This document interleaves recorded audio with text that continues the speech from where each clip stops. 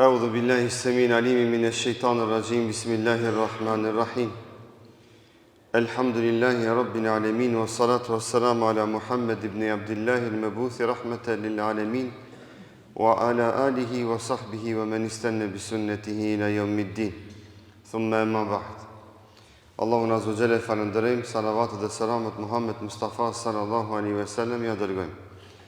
Të nderuar, selamu alaikum wa rahmatullahi wa barakatuh. Prej sonte fillojmë dhjeqin e fundit të Ramazanit, ku prej orës 12:00, prej orës 24, do të fillon edhe namazi natës, prej sonte. Duke lutë Allahun Azza wa Jalla që Allahu të na e pranon çdo lutje dhe adhurim. Në vijim përmendmi ndodhinë e Abu Bekrit radhiyallahu anhu dhe këshillën që ja jep Ikrime ibn Abi Jahlit dhe Muadh ibn Jabalit radhiyallahu anhu, si ndodhi që ndodhin mes këtyre dy sahabëve dhe Abu Bekrit radhiyallahu anhu si halife. Ikrime ibn Abi Jahl ishte i dërguar i Abu Bekrit radhiyallahu anhu së bashku me një ekspedit me një grup të ushtarëve që të ballafaqohet me njërin nga kabilet të cilët kabile kishin dalë prej fesë. Kishin braktis islamin dhe ishin bërë mërtet. Në këtë rast, Ikrime ibn Abi Jahl, në momentin që ballafaqohet me atë fis dhe ushtrinë e atij fisit, e humbin betejën dhe nuk korrin sukses. Në këtë rast Ikrimeja i shkruan letër Abu Bekrit radhiyallahu anhu dhe i tregon se çka ka ndodhur. Edhe pse Abu Bekri radhiyallahu anhu duheshte të kalon, edhe pse ushtria islame duheshte të kalon, më mirë thonë, në rrugën, në të cilën rrugë duheshte të kthehet Ikrimeja radhiyallahu anhu. Abu Bekri me largpamësinë e tij dhe urtësinë e tij që Allahu ja kishte dhënë, i shkruan në letër Ikrimes dhe i thot: as mos u tako me neve rrugës, as mos u kthe nga njëta rrugë, që të mos të shohin ushtria islame, e as mos hajde në Medinë, se ardhja e tij në Medinë dhe takimi i tij me ushtrinë islame dhe vetë përhapja e lajmit se kanë humbur një betejë nga ana e fisëve që pa të ndalë prej fesë, e kuptoi Abu Bekri radhiyallahu anhu se kjo do të nënkuptonte që të bie morali dhe vullneti i ushtrisë islame për të ballafaqur me ehlur ridda, për të ballafaqur me fiset që kishin braktisë islame. Do të bëheshte dhe do të shpërndaheshe një informatë jo reale se këto fiset janë të forta e të fuqishme. Por si thotë Abu Bekri radhiyallahu anhu Ikrimes, shko do bashkanxhit jo filan grupit të muslimanëve që janë në numër më të vogël dhe së bashku me ata vazhdo të shkosh dhe të ballafaqosh me një fis tjetër që kishin braktisë islame. Dhe këtu Abu Bekri radhiyallahu anhu e ruan ushtrinë islame dhe muslimanët nga humbja e vullnetit. Sot i thënë, në terminologjinë islame i thënë gazbul fikri, lufta ideologjike, lufta me media, lufta mediatike. Dhe deri më ditën e sodit, kjo strategji është një strategji e mirë njohur. Abu Bekri radhiyallahu anhu e kishte këtë shumë të qartë si strategji dhe si metodologji që të mos lejon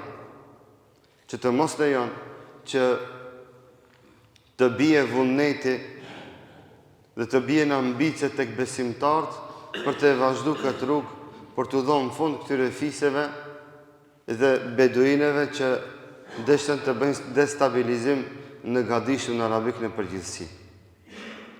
Dhe deri më ditën e sodit, lufta mediatike mbetet njëra nga luftat më të fuqishme dhe zotën shumicën e luftave sot që ndodhin më shumë bëhen përmes mediave se sa realisht në fushë betejë. Zoti na rujt nga çdo sherr dhe nga çdo e keqe. Ndodhia e dytë këtu që përmendet është një ndodhi mes Ebu Bekrit radhiyallahu anhu dhe Muadh ibn Gjebelit radhiyallahu anhu. Muadh ibn Gjebeli kishte pas në udhëtësinë e tij një grup të besimtarëve me cilët kishte pasqenë deri në Yemen. Për të ballafaqur me renegatët, me mortedët e Yemenit të cilët kishin braktisë islamin. Dhe Abu Bekri radhiyallahu anhu i thot Muadh ibn Gjebelit, iftah hisabek. Thot, o Muadh, çele hesapi, çele fletorën, trego ku e kon, çka e kon, çka ke bon, me sa njerëz e takun. I thot Muadh ibn Gjebeli i habitun, thot, e hisabani tuhasibni biha, hisabun inda Allah wa hisabun inda nas. Thot, çfarë është puna jote o Abu Bekr? A dy herë do të më llogaritni? Një hesab që e kom bo gati tap gjevap të Rabbul Alamin edhe një hesab tjetër shtash po ma shton që ty me dhënë llogari. I tha Abu Bekri radhiyallahu anhu, vallahi tha ta di se asnjëherë më kur nuk ka me çut dikont që ti ta udhëheqësh ndonjë grup të besimtarëve. Subhanallah. Dietar thonë, këtu del në shesh dhe në mejdan siguria e Muadh ibn Gjebelit dhe devotshmëria e tij. Çaj hesapin e tij për Rabbul Alaminin e ka përgatit me një sinqeritet jashtëzakonisht të lartë, saqë se ka pa të rrugës që askujt prej njerëzve mi dhon llogari. Por nga ana tjetër del në mejdan devotshmëria dhe lartpamësia e Abu Bekrit radhiyallahu anhu, që hesapin dhe llogarin që e ka Muadh ibn Gjebeli në raport të devotshmërisë e ka mes tij dhe Allahut azza wa jall, kurse hesapi tjetër duhet të jetë mes tij dhe njerëzve dhe shtetit islam. Që askush mos të vijë nesër të thotë se në kohën e sahabëve apo në kohën e Abu Bekrit radhiyallahu anhu njerëzit kanë bo punë dhe kurkush se ka ditë se çka kanë bo dhe si kanë bo. Dhe i gjithë devijimi dhe dështimi i njerëzimit në kohën sodet dhe sherret dhe fukarallëkët që ndodhin në botë janë si pasojë mungesës së këtij hesapit. I shifni qeveritë e sodit, gjithë kanë qef me hinë pushtet, por pasi që të mbaron pushteti, askush nuk ka qef me dhonë llogari për atë që ka punu. S'kan qef mi hap arkivet, edhe me shiku se cëllit deputet, e cëllit politikan, e cëllit minister, cëllit drejtor, cëllit kryetar komunit që ka punu.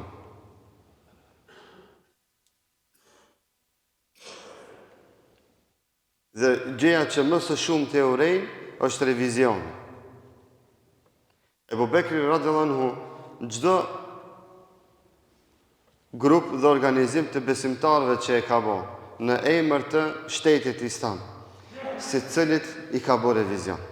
Dhe secilit e ka kërkuar tefterin, fletorën, llogarin, të dalë dhe të raporton para besimtarëve sa ka harxhu, sa ka udhëtuar, çka ka bën, sa ka grumbulluar nga pasuria, çka ka ndodhur rrugës, raporte detajizuar për çdo ndodhi, ku është ndalë, ku ka pushu, si e kanë pas punën me namazin, si kanë pas punët me të tjerit dhe kështu me radhë. Dhe sikur sot, këto llogari në raport me shtetin dhe kryesin të ishin në këtë nivel dhe të zbatoheshin ashtu siç duhet, vallahi pasurinë që e ka kjo tokë është aq e madhe sa që njerëzit nuk munden me harxhu. është haq e madhe sa që njerëzit nuk munden me harxhu. Shifeni disa shtete jo islame, madje edhe disa shtete islame që qeverit dhe pushtetet nuk e vjedhin popullin, buxhetet e tyre janë që i gjithë populli edhe 100 vite të ardhshme mos me punu, ka buxhet që shteti me mirëmbajt popullin, me parët e popullit. E dikush del 200 vjetë, ose 300, e dikush thot 50, kështu me radhë. Me rëndësi, kjo është alamet se atje janë mundu që në këtë drejtim dhe në këtë aspekt, në rregullat ekonomike, mos me e dëmtu popullin e vetë. Ajo që ka tepru në fund të vitit, është deponu dhe ruhet për të mirën e popullit dhe në shërbim të popullit, helbeten dë njëre e godet diçka të vetë që me pas buxhete me cilët shteti ka mi dalë për balë dhe do të ndihmon popullit. Dhe Allahu Azza wa Jall në këtë tokë ka dhënë bereqet atë shumë, sa që është shumë herë ma tepër se sa ajo që i nevojitet njeriut. Por, padrejtësia dhe vjedhja, hajnia, janë ato që shkaktojnë varfëri mbi tokë. Këto janë shkaku se bëhet varfëria. Andaj edhe në ditën e sodit ka X familje, X njerëz që pasuria e tyre është më e madhe se shumë shtete. Që pasuria e tyre është më e madhe se shumë pasuri dhe buxhetet e shteteve. Një njeri ka buxhet më të madh se sa disa shtete mi bo bashkë se kanë buxhetin e ati. E gjithë kjo shkaku i lakmis dhe shoku i asaj që dikush nuk jep llogari para pushtetit apo para udhëheqësisë dhe bën çka të don, madje janë shtete brenda shteteve, Allahu na ruajt nga sherrri i tyre. Por çka duhet të bëjmë na vëllezër? Na duhet të fillojmë përgjegjësinë prej vetvetes tonë. Unë të e filloj prej vetvetes time. Ti ta fillosh prej vetvetes tonë, që jemi një shtëpi, mos me e bo hile në dinarin e përbashkët. Që dinarin me qute që e vendi ku është, por edhe kur të duhet, e kërkon prej ati vendit ku është. Kur një shtëpi është një qese, një domaçin dhe ka adalet dhe drejtësi, ati ka shumë bereqet dhe shumë pasuri. Kur një shtëpi bëhen shumë qese, dhe se cili i më sheft ato gjepet e voglat kuletës në i dinar të më gjindit e lbete, pa lejën e domaçinit shtëpis, që ati hu bereqeti. Dhe që ati vjen fukarallëko, e që ati vjen sheri dhe idhnimi. Zotin Arit, dhe hun bereqeti Rabbul Aleminit. Andaj Ebu Bekri radhiyallahu anhu e bëri këtë hap që me alon gjithë ummetit mesazhin e qartë se secili që bart një post publik duhet me qeni gatshëm me dhon llogari për punën e vet. Ai mesati dhe Allahut çka ka, ajo është mesati dhe Zotit vet. Por ajo që është materiale, ai që bën post publik, duhet edhe në aspektin material me dal me tefter dhe me fletore e me llogari para sicilit që e kërkon një gjë të tillë. Para sicilit që e kërkon një gjë të tillë, nga se bart një post dhe një pozitë e cila është publike. Ebu Bekri radhiyallahu anhu i jep fund edhe fitnës e Tulejha el-Asadi, ose el-Asdi, ose el-Asadi. Edhe Tulejha el-Asadi me grupin e vetë ishte një fitnë dhe një fesat për shtetin islam dhe për Ebu Bekri radhiyallahu anhu, që Ebu Bekri radhiyallahu anhu me strategjinë e vetë dhe me organizimin që e bëri të shtetit islam i dha fund edhe kësaj fitne. Dhe në sajt e kësaj fitne u organizun dhe realizun disa beteja beteja Buzaha, beteja e njohur Buzaha, unë nuk po shkoj shumë në detaje, por vetëm po i përmendit metodat, format, se ndonjëherë ka pas me diplomacin, ndonjëherë ka pas me ligjerata, ndonjëherë ka pas me ndonjë letër, e ndonjëherë ka qut i kanë nga mesi i tyre, ndonjëherë ka qut ndonjë abanxhit tek ata, e ndonjëherë është dosh patjetër me u ballafaqu me ato në betejën Buzaha, i dha fund ridetit të fisit Beni Esed. Dhe në fund edhe fisi Beni Esed çon një delegacion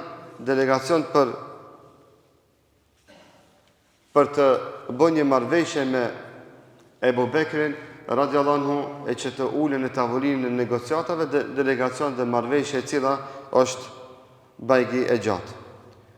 Tregimi Ummu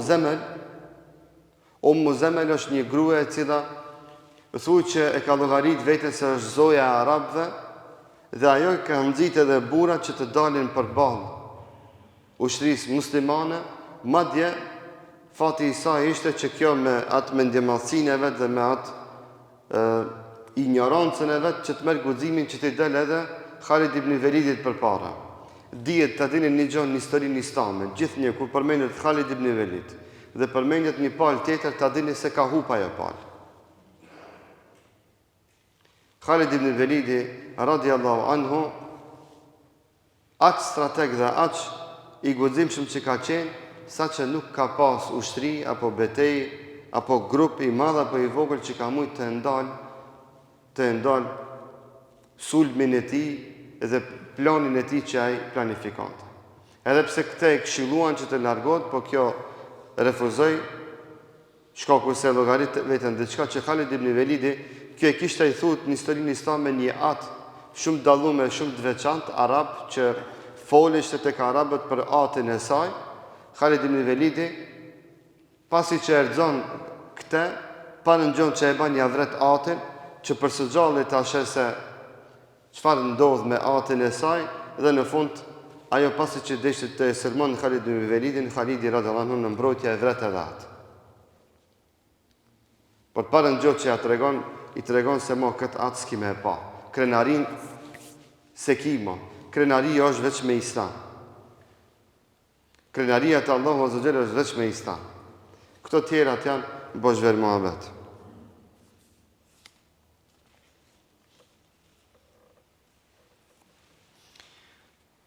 Njëra nga metodologjit e Ebu Bekrit radhiyallahu anhu ishte edhe shfrytëzimi i disa sahabëve të mirë, të devotshëm, që ishin strategë dhe largpamës, që ata me këshilla dhe me disa strategji të tjera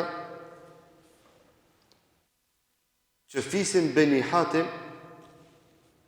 që fisit Adi ibn Abi Hatim, që të ndal nga ky hujum dhe nga ky plan që i kishin kundra ushtrisë islame, me këshill, me nasihat dhe me faktin që Adi ibn Abi Hatim radhiyallahu anhu, duke këshillu palë të ndryshme, ju dha edhe mendime të ndryshme që ata me vetë të mos mundën të merren vesh për të dalë përballë dhe për t'i bërë dëm ushtrisë islame dhe Abu Bekrit radhiyallahu anhu në përgjithësi.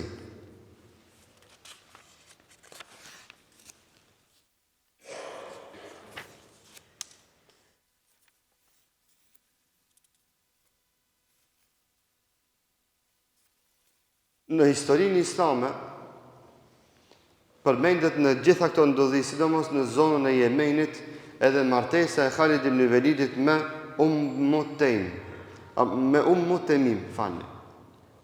Tregimi Ummu Temimit i ka dy shpjegime në historinë islame që disa palë dashakeqe të islamit dhe të muslimanëve i kanë gjitë biftan dhe iftira Khalid ibn Velidit radhiyallahu anhu. Ummu Temim ishte bashortja e Malik ibn Nuwayra.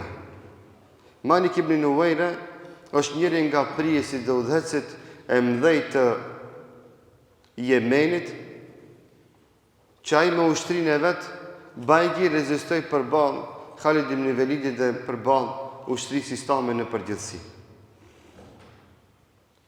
Temim ishte bashortja e këtij prijesit arab jemenas. Dhe Khalid ibn Velidi, pasi që e vret bashortin e saj,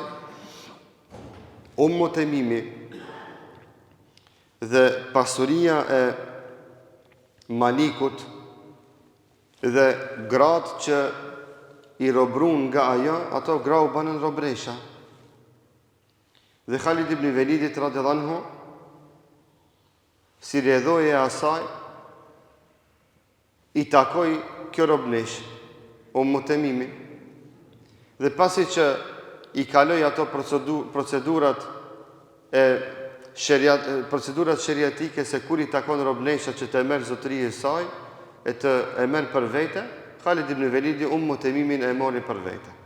Do të gjeni në historinë islame gënjeshtra dhe shpifje se kinse Khalid ibn Velidi këtë ka dash prej maherët, ja ka vra burin që me amar Malikut bashortën e vetë, kinse Khalid ibn Velidi këtë e mori dhe në fush betej u vetmu me atë, pa prit hiq që asaj mi kalu ato periudat që kërkohen në rregullat islame që të i kalon një robnesh, dhe shumë shpifje dhe iftira tjera që janë mundu me këto me ul autoritetin e Khalid ibn Velidit radhiyallahu anhu.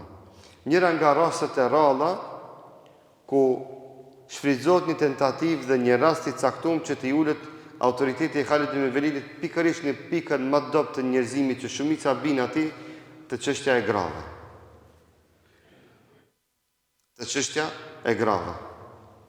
Dhe Khalid ibn Velidit nuk mujtën mi gjetë ndonjë behone tjetër, u mundun me këtë bashkim që e bëri me Temimin, shoku se ishte bukurosha e arabëve të asoj kohë, ishte njëra nga gratë më të bukura të asoj kohë, që zatën edhe prijesi dhe njeriu i parë i Yemenit, njëri nga të parët natyrisht, Maliku, e kishte marrë për gru të vetën, por kur ai u vra dhe ndodhi çka ndodhi, atë me gjitha rregullat i takoi, se ajo ishte i njohur në rregullat arabe se kështu duhet të ndodhë, dhe vetë Maliku e ka ditë se nëse humb betejën, kjo ndodh me atë. Po edhe muslimanët e kanë ditë se nëse humbin një betejë, ajo i pret.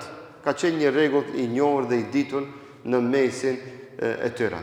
Andaj çdo shpifje në këtë drejtim, nëse dikush mundohet të e hapë dhe të e komenton me komentime tjera dhe ndryshe nga ajo që është realiteti, teni të bindur se kjo është me qëllim për të njollosur autoritetin dhe figurën e Khalid ibn Velidit radhiyallahu anhu si një njeri të i masin, dëgjueshëm dhe i respektueshëm dhe i përpikshëm në rregullat dhe parimet islame. Që rregullat dhe parimet islame që kanë të bëjnë me dispozitat e udhëtimit dhe xhihadit, ka qenë njëri nga njerëzit që ndoshta më së miri i ka ditë në mesin e sahabëve radhiyallahu anhum, sepse gjithë jeta e tij i kaloi në xhihad. Sepse gjithë jeta e tij e Khalid ibn Velidit radhiyallahu anhu kaloi në fush beteja të ndryshme në mbrojtje të vërtetës dhe të mirës dhe në promovimin e fjalës La ilaha illallah Muhammadur Rasulullah.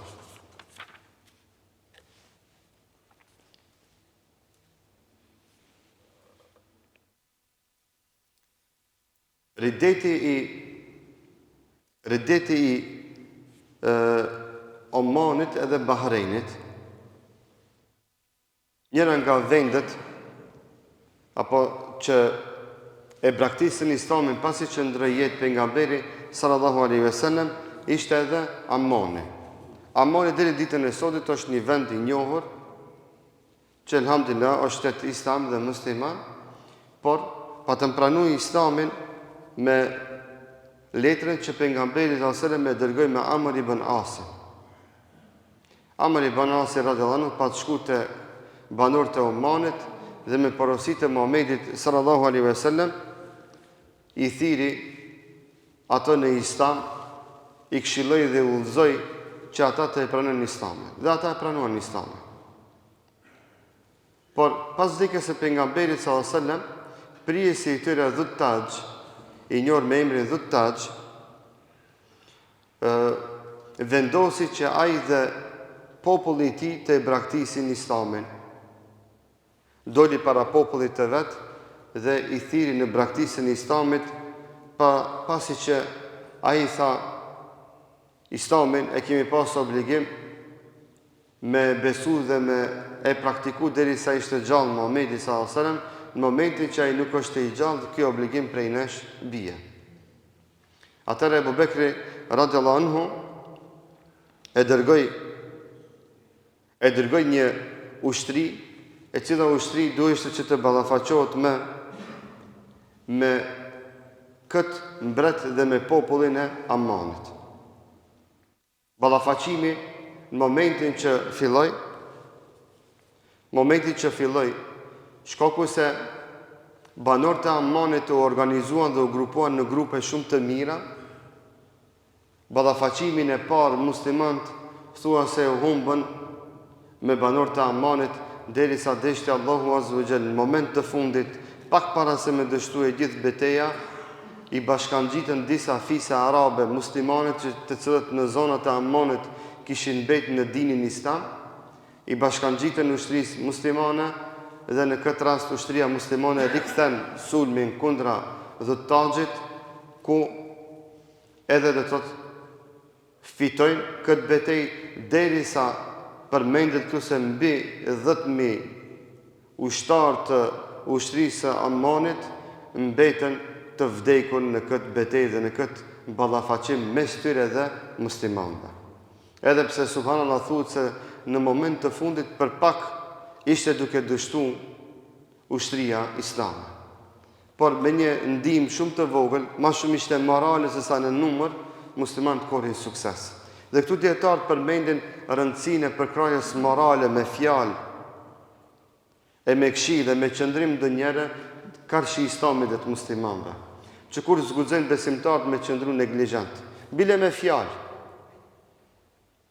Andaj Muhamedi sallallahu alaihi wasallam thotë, duaja është stacioni i fundit i imanit, edhe pse do të është imani më i dobët, që na me largu të keqen, që s'paku me dua, me thonë, o Allah, ndihmoj vllazërit tonë në Gaza. Amin ya rabbel alamin. Këtë ke ndorë, këtë thuje.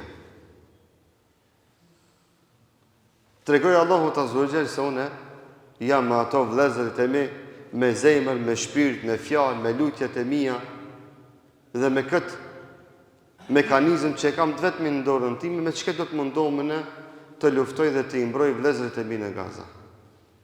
Ato fëmijë, ato gra, ato të pafajshëm që po masakrohen për çdo ditë. Zguzojmë me qëndru neglizhent. Dhe nuk guxojmë me humb atë shpresën e madhe në Rabbul Alaminin se Allahu ka me na e pranu duan dhe lutjen tonë që e bëjmë për ato vëllezër dhe për ato njerëz dhe në përgjithësi për të mirën dhe për të mbarën anë e mban botës. Është shumë e rëndësishme mos me qëndru indiferent. Janë disa njerëz që s'u intereson më. Unë shkoj në punë, vi prej pune, kryj punët e mia, unë s'do më prish me kërkan. Unë me këtë du me konë mirë. Besimtari ka obligim që s'paku atë pjesën më dobët të imanit, me dua ta tregoj. Dhe na që bëjmë dua, ju semi të voku me diçka. Ajo është pjesa më e dobët e imanit. Po s'paku që atë më dobët ta tregojmë që i kemi. S'paku me tregu se kemi nishanet e imanit në zemrat tona. Zguxojmë me dhonë nishane dhe shenja se jemi në vdekje imanore, se imani s'ka mbetë në hiç. Se ai i cili edhe me dua nuk ka gjendje, me manifestu imanin e tij dhe dashninë e tij për Allahun Azza wa Jall, për Islamin, për muslimanët, vallahi ka problem me imanin e vet. Allahu na përmirësoft e na drejtoft. Andaj kur mos qëndroni indiferent, s'paku me një fjalë të mirë për kraje të mira. Thuaj mashallah, shumë mirë paska vao. Allahu akbar wa lillahi alhamd. Allah na forcoft komt dhe zemrat në iman. Në mesin e njerëzve që bën ridet dhe praktikojnë Islamin, janë edhe banorët e Bahreinit. Tek banorët e Bahreinit niset një brigadë e cila kryesisht është e kryesuar nga Ala ibn Hadrami. Ala ibn al-Hadrami, Alaja përmendet se ishte një njeri te i madh, i devotshëm, saqë njerëzit e përmendin si një evlia të zamanit të vet. Se e përmendin si një evlia të zamanit të vet, ku shkaku i kohës i kanë mbo 30 minuta, bile 2-3 e kena kalu, do të vazhdojmë inshallah në ditën e nesërme. Zoti ju bekofte, ju shpërblefte, ju dhash çdo të mirë. Allah në xhenet na bashkoftë, o vëllezër dashur. Amin bëjni. Amin ya rabbel alamin.